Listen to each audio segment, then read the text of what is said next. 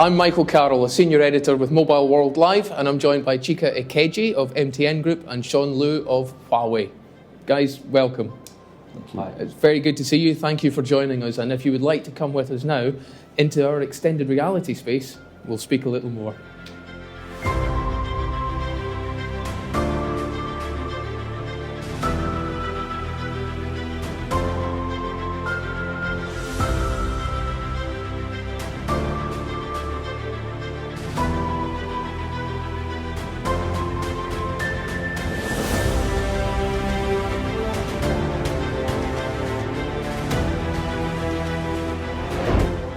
Chika, Sean, thank you so much for joining me in the extended reality space. Chika, MTN's strategy, what is it and how does the strategy enable MTN's development? So, MTN has a belief statement that everyone deserves the benefits of a modern, connected life. And it's important because our strategy is grounded on that belief statement. It's not just the rich or the poor or the haves or the have-nots. It's everyone on the continent, and we are a Pan-African firm. And we have a platform strategy. And that platform strategy that we've shared with the market is built really around 5 core platforms: fintech, network as a service, enterprise, digital, centered around Ayoba, and Shenosis, our API marketplace. Fintech is really all about scaling our fintech and financial services business, which is the underpinning anchor of a financial inclusion drive across the continent. The enterprise is really all about scaling out our ICT and going beyond basic services to support the enterprises in Africa as they continue to develop along their trajectory of growth and generate more business value, create more jobs, and continue to drive development of the continent. Digital is all about introducing and scaling Ayoba, our super app, which serves as a conduit in many cases for a first entry point into the internet, but begins to integrate multiple services, entertainment, communication, etc., that really begin to make the experience of enjoying the internet even more value added for our customers. Similarly, Shenosis is our API marketplace, which is really all about taking the capabilities of the telecommunications firm of us alongside other partner capability as well, and exposing that through APIs that allow developers integrate this functionality and generate even new and interesting business models as they go. And then finally, there's network as a service, which is all about taking our network assets, which are scaled across the continent, and asking the question, how can we make this into an even bigger value-added asset that allows us to begin to share that capability with partners in countries we operate in, and ultimately in new and interesting ways as we continue to invest in our ultimate growth on the continent. And Chika, how will MTN maximize the value of your networks and prepare for the continuous evolution in the future?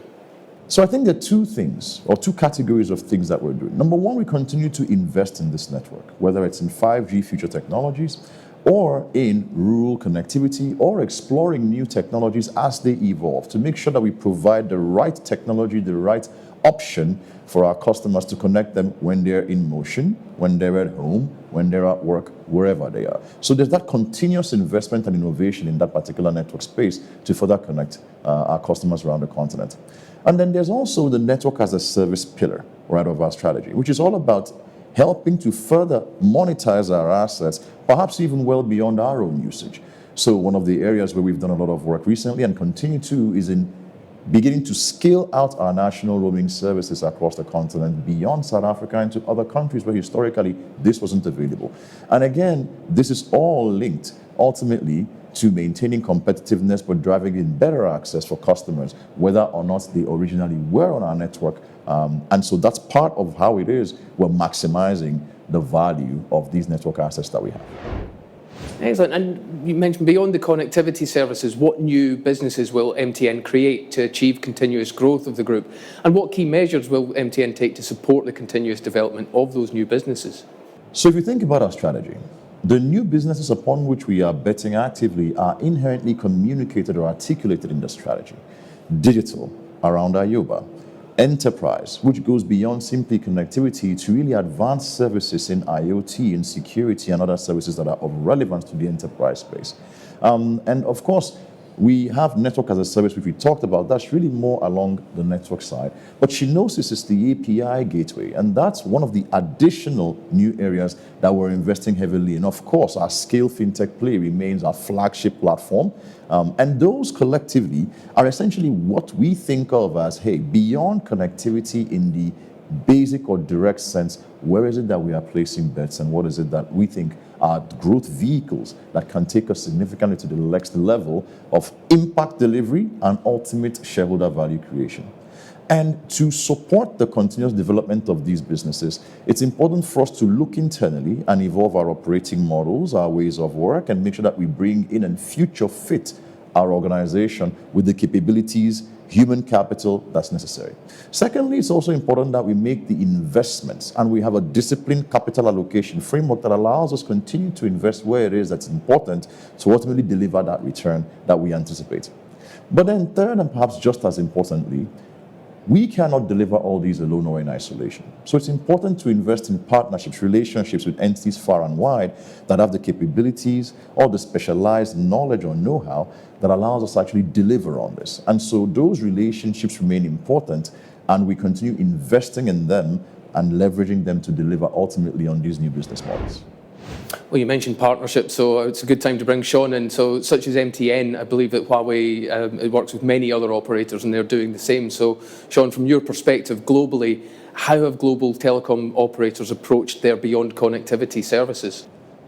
Based on my insight, looking at the global operators, their strategic positioning, generally we can divide them into three categories.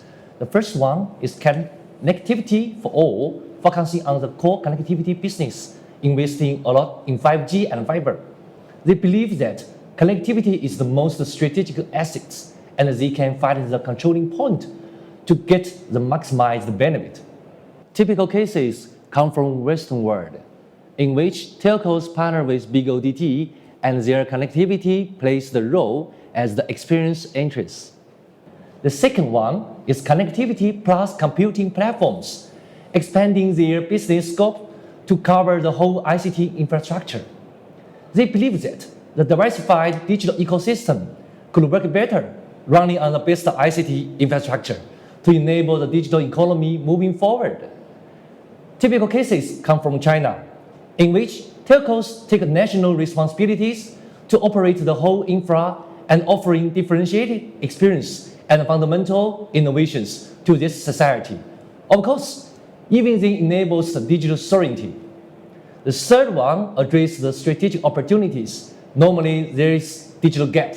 Full stack connectivity, computing, and applications is their philosophy of platform economy. Yes, MTN is one of the best examples.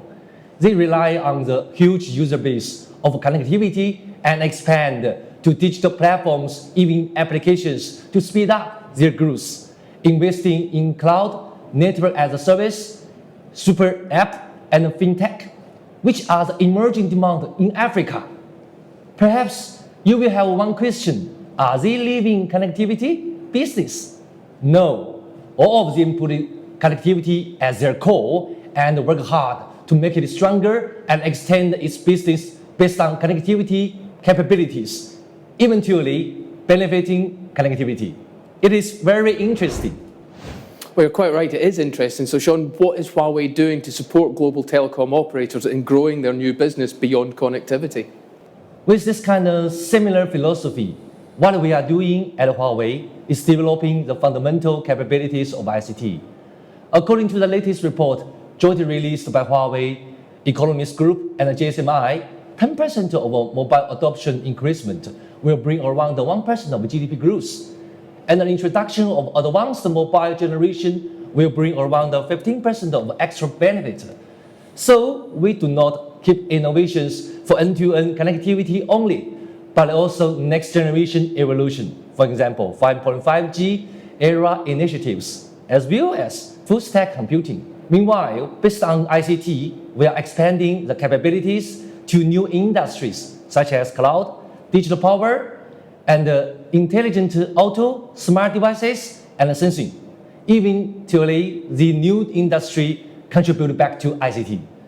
The strategic intent of this approach is to put connectivity, even ICT, as the core and create a synergistic effect around the connectivity foundation of telcos and create a new height of business success. May I redefine the beyond connectivity like this? Do you agree? Certainly do. And Sean, Chika, that is a very interesting summary of how operators can use connectivity to benefit all, but also bolster their business in partnership and move beyond just connectivity. So Sean, Chika, thank you both so much for joining us today at Win Win Live. We will see you next time.